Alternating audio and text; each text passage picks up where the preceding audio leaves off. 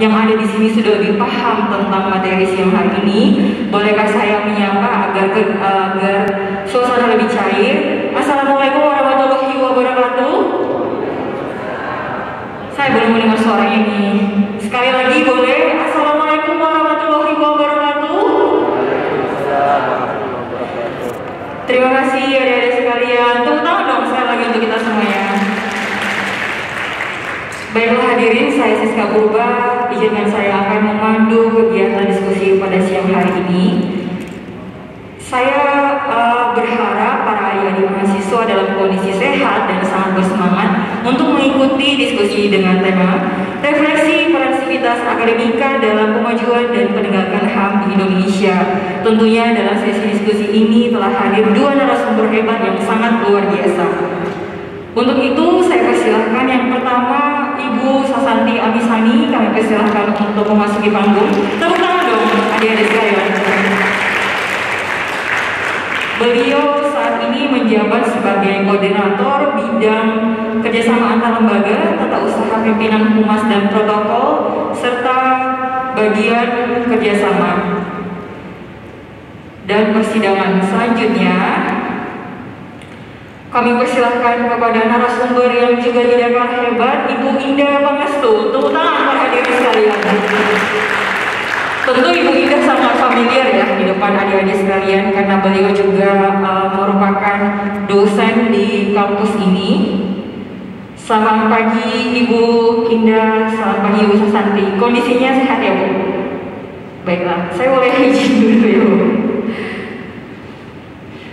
Baiklah hadirin sekalian, terutama adik-adik sekalian, sebenarnya Komnas HAM datang ke sini dengan suasana yang sangat gembira, yang mana kita tidak mau ada sesi tegang-tegangan. Kita udah tahu masyarakat mau konstruksi HAM itu sebagai isu yang sangat berat. Jadi diskusi ini akan kita buat semenarik mungkin ya Ibu Indah dan Ibu Sasanti. Jadi suasana ruangan biar nggak terlalu dingin. Nanti jika adik-adik sekalian memiliki pertanyaan, sebenarnya kita punya sesi diskusi di akhir, tapi agar berjalan dengan lebih mengalir, bisa mungkin memberikan pertanyaan di tengah sesi ya Ibu ya, supaya pertanyaannya nggak segera lupa. Baiklah Ibu, sebelum kita mulai, seperti yang kita ketahui bahwa sivitas akademika seperti adik-adik sekalian memiliki peranan yang sangat penting dalam kemajuan dan penegakan HAM di Indonesia. Kenapa? Karena mahasiswa di kampus diajarkan dan dibekali dengan pemikiran-pemikiran yang konstruktif. Yang konstruktif tersebut menghantarkan adik-adik sekalian sebagai agen perubahan yang memahami dan menyadari akan isu HAM. Bahkan tidak jarang mahasiswa menjadi pejuang HAM di masyarakat. Selain itu juga mahasiswa menjadi roda pembangunan ke depannya dan banyak potensi besar yang bisa digali mahasiswa yang nantinya menjadi peran kepemimpinan di masa depan dalam kemajuan dan penegakan HAM. Nah, bagaimana peran sivitas akademika seperti adik-adik sekalian dalam kemajuan dan penegakan HAM di Indonesia? Refleksinya akan dikupas langsung oleh dua narasumber hebat ini. Sebelum itu, izinkanlah saya memperkenalkan keduanya melalui kurikulum vitae. Sebenarnya kedua narasumber ini memiliki kurikulum vitae yang sangat hebat. Saya lihat Ibu Indah Pangestu, kemarin saya baru baca, wah ini Ibu Indah panjang banget. Sama dengan Ibu Sasanti, mereka sudah berkarya lama di bidang HAM dan hukum juga ya Ibu ya. Nah yang pertama di sisi kiri saya, sebenarnya berdua-duanya kiri ya Bu, tapi di sisi kiri saya yang pakai baju batik, wah ini batiknya mirip nih Bu hari ini, ada unsur biru-birunya. Di sebelah kiri saya yang paling dekat adalah Ibu Sasanti Amisani SIP. Beliau pendidikan terakhirnya dari Sarjana Ilmu Politik Universitas Indonesia. Nah, saya bacakan sedikit kurikulum vitae-nya. Beliau melakukan penelitian tahun 2013, yaitu Human Rights Indicator Research, Right to Education, Right to Health, Right to Housing, Right to Food, Right to Work.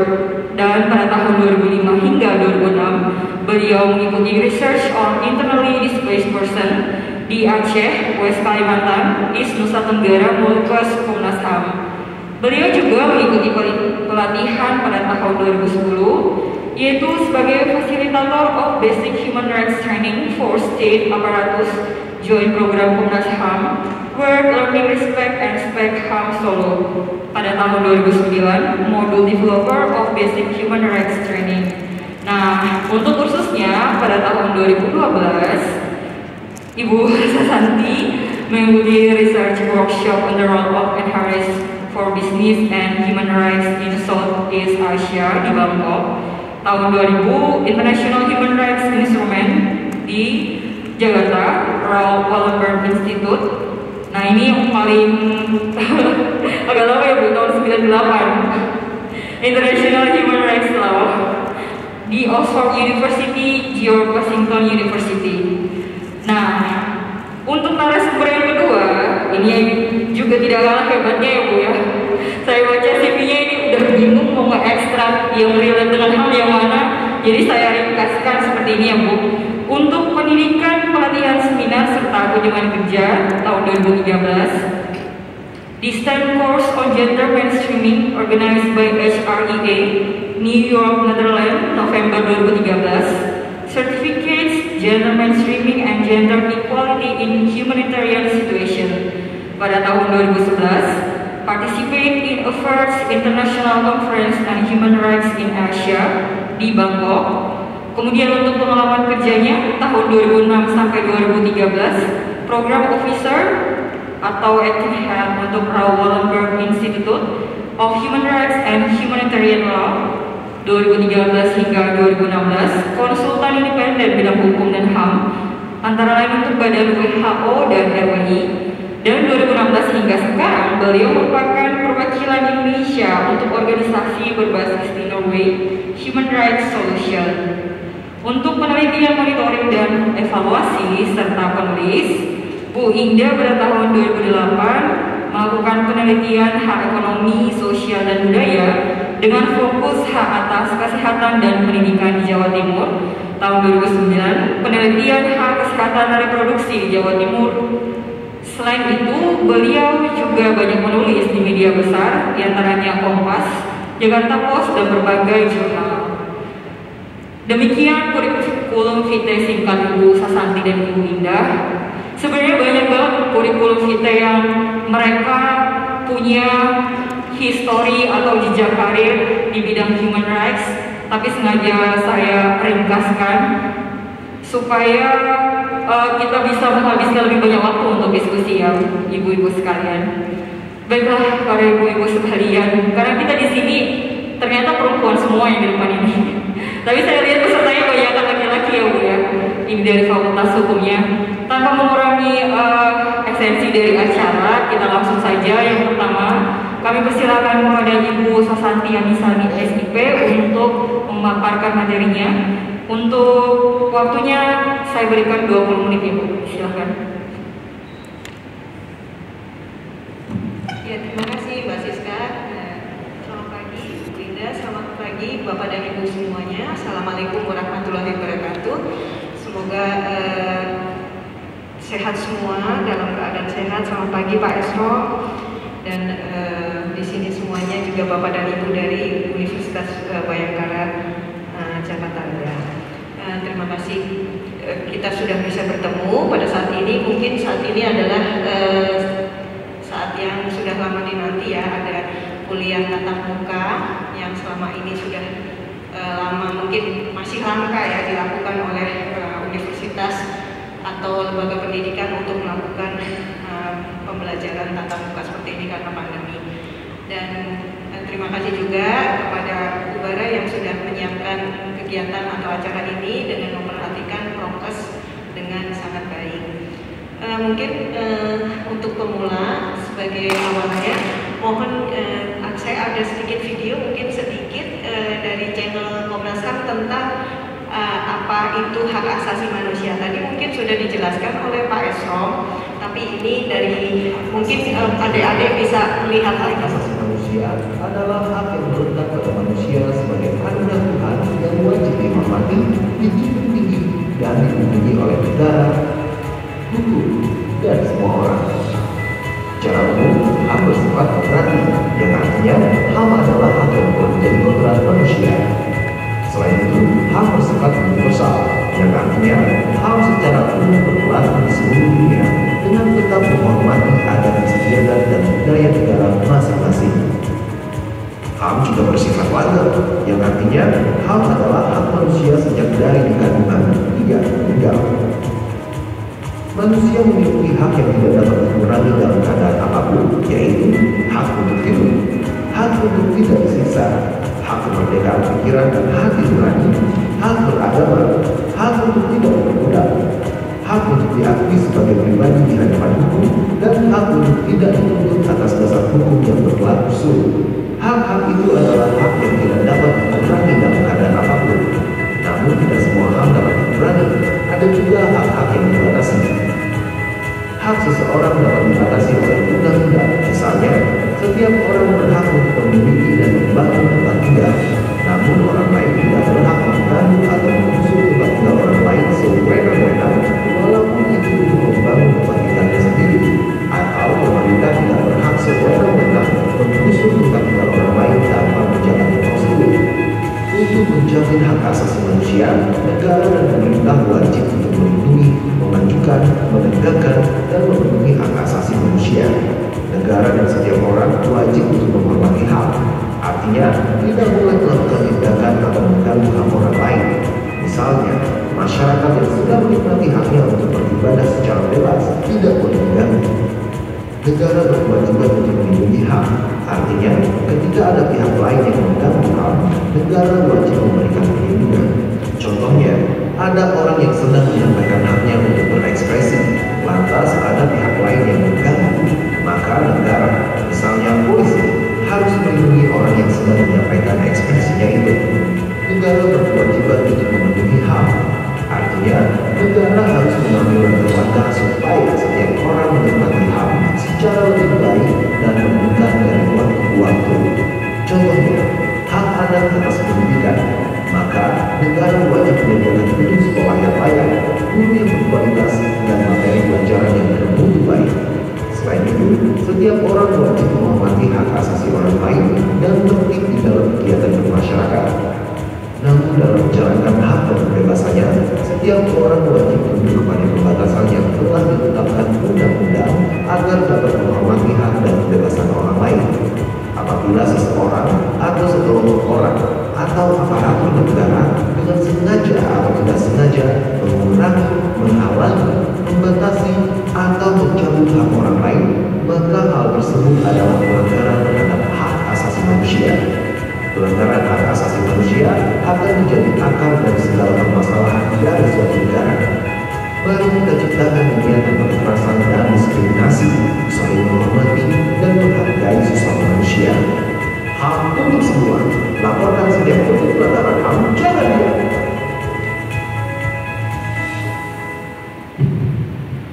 Ya, terima kasih. Itu tadi. Apa itu Komnas HAM? Komnas HAM merupakan lembaga mandiri yang Baik, terima kasih. Adik-adik semua tadi sudah dijelaskan tentang apa itu hak asasi manusia. Nah, ini ada, mohon ditampilkan, bisa ditampilkan presentasinya. Tadi sudah dijelaskan sebenarnya apa itu hak asasi manusia, dan Pak Esrom tadi juga sudah memberikan gambaran. Jadi hak asasi manusia itu adalah hak yang melekat pada manusia sebagai anugerah Tuhan yang dihormati, dijunjung tinggi dan dilindungi oleh negara, hukum dan semua orang.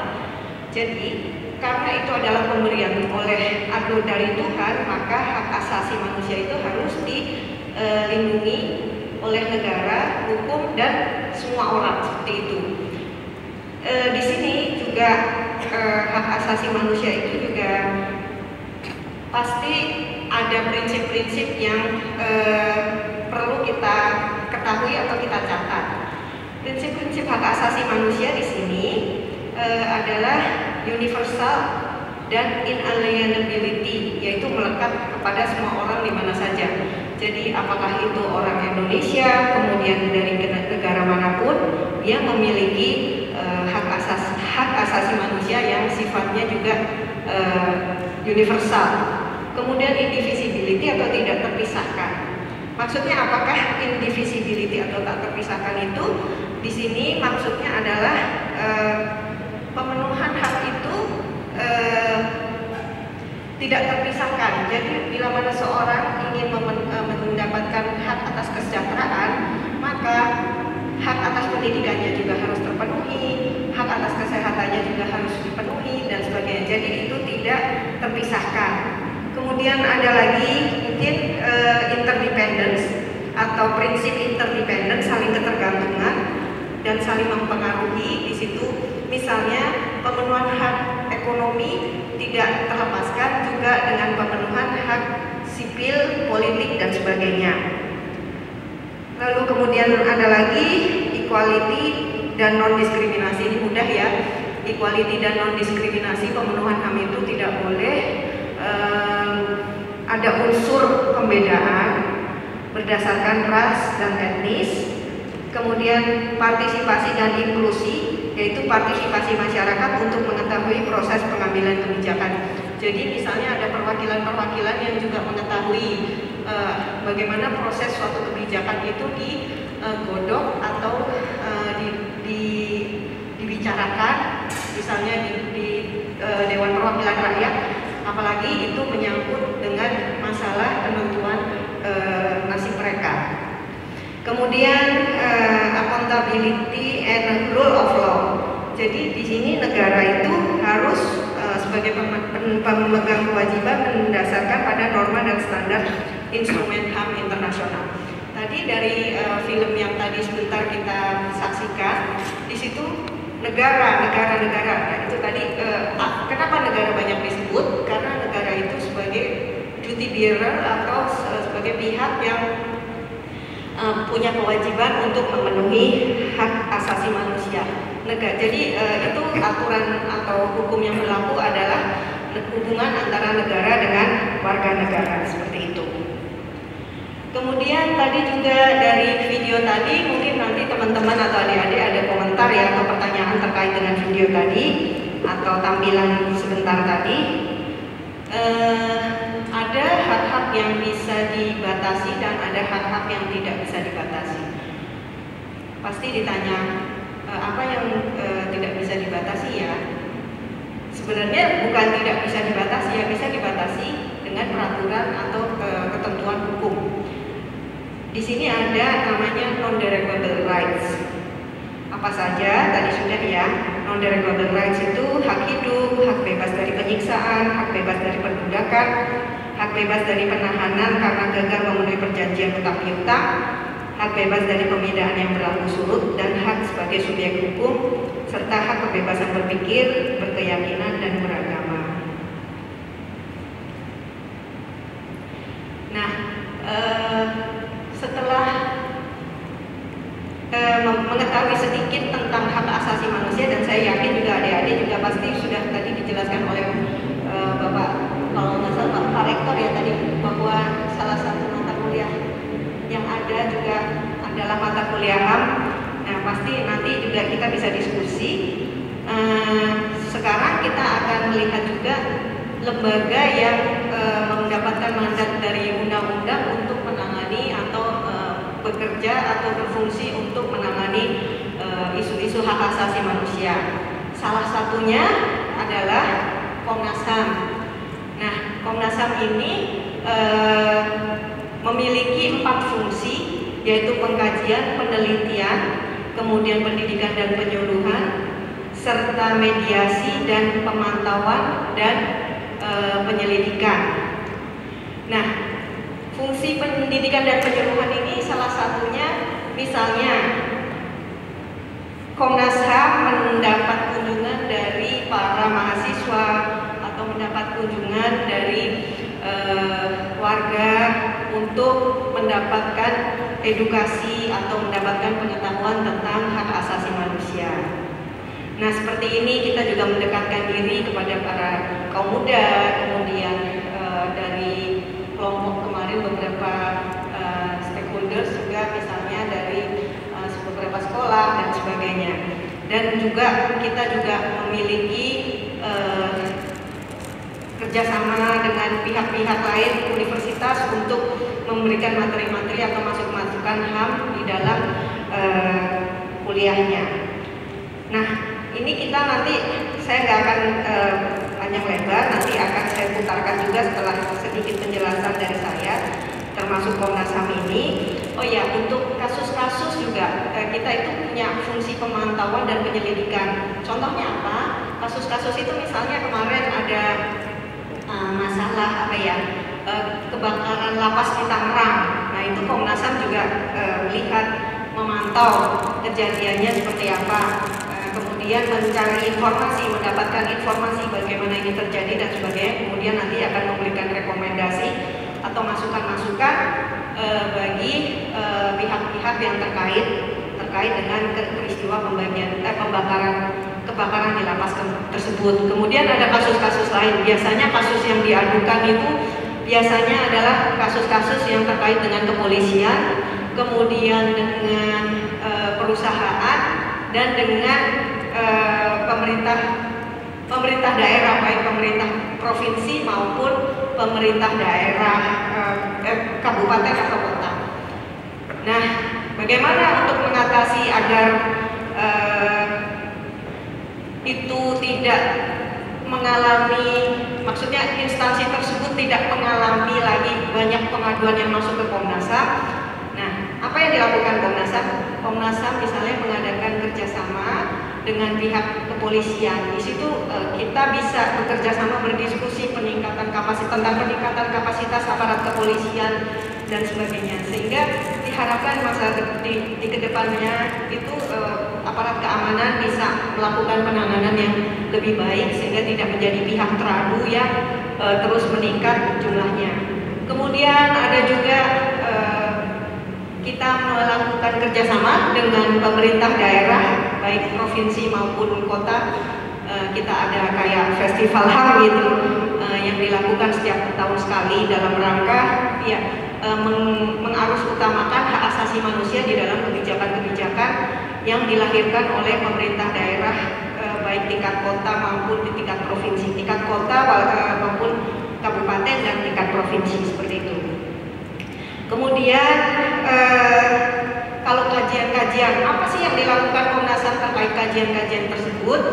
Nah, kajian-kajian itu antara lain misalnya Komnas HAM melihat kembali undang-undang atau peraturan-peraturan nasional yang terlihat tidak comply dengan aturan-aturan hukum yang terkait dengan hak asasi manusia. Misalnya ada hal-hal yang bertentangan dengan hak asasi manusia. Nah, Komnas HAM nanti akan meminta untuk diamandemen peraturan perundang-undangan tersebut berdasarkan masukan-masukan dari Komnas HAM. Dan terakhir adalah mediasi. Kalau ada yang menanyakan apakah mediasi itu gitu. Nah, mediasi itu biasanya Komnas HAM berupaya untuk mendamaikan pihak-pihak yang mengalami atau dalam posisi konflik seperti itu. Misalnya antara perusahaan dan tenaga kerja. Nah, itu Komnas HAM berupaya untuk menengahi, kemudian dicari titik temunya sehingga kedua belah pihak ada win-win solution seperti itu. Walaupun kenyataannya memang tidak mudah ya Mbak Siska, beda karena banyak juga halangan-halangannya. Misalnya perusahaan yang diundang tuh nggak hadir ke Komnas HAM, sementara itu masyarakat yang biasanya antusias sudah hadir seperti itu. Jadi harus beberapa kali sehingga bisa dihadirkan beberapa kali undangan baru bisa hadir. Nah, mungkin itu dulu. Oh iya, satu lagi mungkin tadi apakah landasan hukum dari Komnas HAM?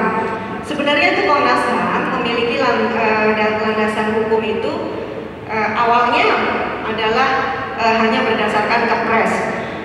Berdasarkan Kepres nomor 53 tahun 1993. Dan waktu itu hebatnya lagi waktu itu adalah masih masa Orde Baru, dan keluar Kepres itu karena adanya rekomendasi Lokakarya HAM yang diprakarsai oleh Departemen Luar Negeri dan Perserikatan Bangsa-Bangsa pada tanggal 22 Januari 1991. Jadi saat itu mungkin ya kondisinya waktu itu banyak terjadi atau banyak laporan tentang pelanggaran hak asasi manusia, penghilangan paksa dan sebagainya, kemudian penculikan aktivis dan sebagainya seperti itu, sehingga perlu dilakukan upaya atau pemikiran membuat suatu lembaga atau komisi yang menangani khusus masalah hak asasi manusia.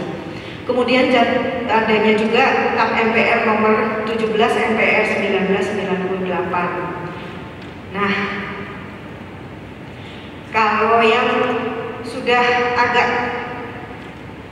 agak kuat itu baru tahun 99. Jadi dikeluarkan Undang-Undang nomor 39 tahun 99 tentang hak asasi manusia. Kemudian Undang-Undang nomor 26 2000 tentang pengadilan hak asasi manusia. Nah, kalau 26 tahun 2000 ini undang-undangnya mengatur atau substansi hukumnya terkait dengan masalah pelanggaran berat atau pelanggaran HAM berat yang terjadi di masa lalu. Misalnya kasus apa yang belum terselesaikan di masa lalu, serious crime atau pelanggaran HAM berat itu, misalnya adalah masalah atau kasus 65, kemudian kasus pelanggaran HAM di Aceh itu sudah dilakukan oleh Komnas HAM penyelidikannya. Kemudian di Tanjung Priok, Timur waktu itu juga dan sebagainya itu ada, dan kita ada 12 kasus yang sudah ditangani oleh Komnas HAM terkait dengan pelanggaran HAM berat. Kemudian ada juga Undang-Undang nomor 40 tahun 2008 tentang penghapusan diskriminasi ras dan etnis. Di sini Komnas HAM melakukan pengawasan bila mana terjadi tindak-tindak diskriminasi ras dan etnis tersebut, kemudian membuat rekomendasi. Kemudian terkait Undang-Undang nomor 7 tahun 2012 tentang penanganan konflik sosial. Mungkin itu saja, tapi yang sering, maksudnya yang menonjol dari 5 landasan hukum Komnas HAM ini adalah Undang-Undang 39 tahun 99 tentang hak asasi manusia dan Undang-Undang nomor 26 tahun 2000 tentang pengadilan hak asasi manusia. Demikian mungkin itu dulu. Kemudian kaitannya, misalnya kaitannya dengan pemuda dan mahasiswa. Apa sih kaitannya sesuai dengan apa yang tadi disampaikan, peran sivitas akademika. Nah, sebenarnya mahasiswa atau kampus ini menjadi tempat untuk lahirnya pemikiran-pemikiran yang konstruktif dan sifatnya membangun. Jadi di sini banyak yang bisa lahir pemikiran-pemikiran cemerlang untuk mungkin untuk melakukan perbaikan yang sifatnya konstruktif. Banyak yang bisa dilahirkan di kampus, di kalangan kampus dan kalangan cendekiawan muda. Kemudian para mahasiswa dan kaum muda itu bisa menjadi agen perubahan di dalam masyarakat. Jadi untuk kedepannya mempunyai upaya untuk melakukan perbaikan-perbaikan di masa depan. Kemudian satu lagi juga adalah saat ini ya, kita juga tidak menutupi bahwa teknologi ini dengan teknologi yang saat ini ada, kita memiliki kebebasan untuk mencari informasi, kemudian melakukan browsing, kebebasan untuk mencari informasi dan berpendapat dan sebagainya dengan adanya teknologi ini. Tapi bila mana teknologi ini kita tidak memanfaatkannya dengan baik, justru akan menjadi bumerang bagi kita sendiri.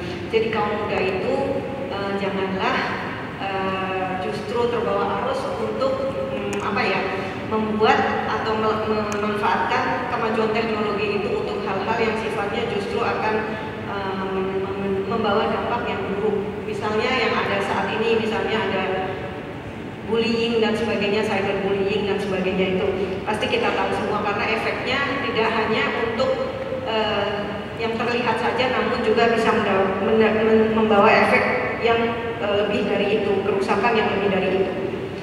Kemudian Terakhir adalah harapannya adalah mahasiswa sebagai kelompok yang memiliki sifat peduli terhadap dinamika perkembangan isu hak asasi manusia yang berkembang di masyarakat. Sebenarnya tidak hanya isu hak asasi manusia juga, tapi juga isu-isu lain, isu-isu lingkungan, kemudian isu-isu yang berkembang di masyarakat, sehingga kita lebih bersikap peduli bila mana ada hal-hal yang perlu untuk diperbaiki. Demikian mungkin dari saya. Nanti kalau masih ada waktu dari Ibu Moderator bisa ada video singkat lagi tentang Komnas HAM. Terima kasih. Assalamualaikum warahmatullahi wabarakatuh. Salam sehat dan semangat semuanya. Tepuk tangan dulu dong untuk Ibu Susanti Sani. Terima kasih Ibu untuk pemaparannya. Dari pemaparan Ibu Susanti kita menyimak tentang pengenalan apa itu hak asasi manusia, kemudian Komnas HAM berikut dengan fungsi dan tugas pokoknya beserta dengan landasan hukum. Ibu Susanti juga memaparkan beberapa kasus yang telah ditangani oleh Komnas HAM dan masih banyak kasus yang sedang berlangsung saat ini ya Bu ya, sedang dalam proses penanganan. Untuk informasi juga bahwa Ibu Susanti ini merupakan bagian dari tim penanganan kasus baik di masa lalu sama pelanggaran HAM berat ya Bu ya. Jadi kalau ada pertanyaan dari adik-adik terkait kasus tersebut bisa nanti ditanyakan kepada Ibu Susanti, dan juga tadi beliau memaparkan korelasi antara HAM dan sivitas akademika, yaitu para mahasiswa yang hadir di sini, dan juga dengan kasus-kasus yang relate dengan HAM di masa saat ini. Nah, selanjutnya kita beralih ke narasumber yang kedua yang pemaparannya tentu tidak kalah menarik, namun saya baca materinya lebih ke penegakan HAM, dan ini saling mengisi, yang mana Ibu Susanti tadi tendensinya lebih ke kemajuan HAM ya Bu ya, dengan kunjungan seperti ini dan hal terkait lainnya. Jadi langsung saja kami persilahkan Ibu Indah Pangestu untuk penyampaian materinya. Tepuk tangan hadirin sekalian.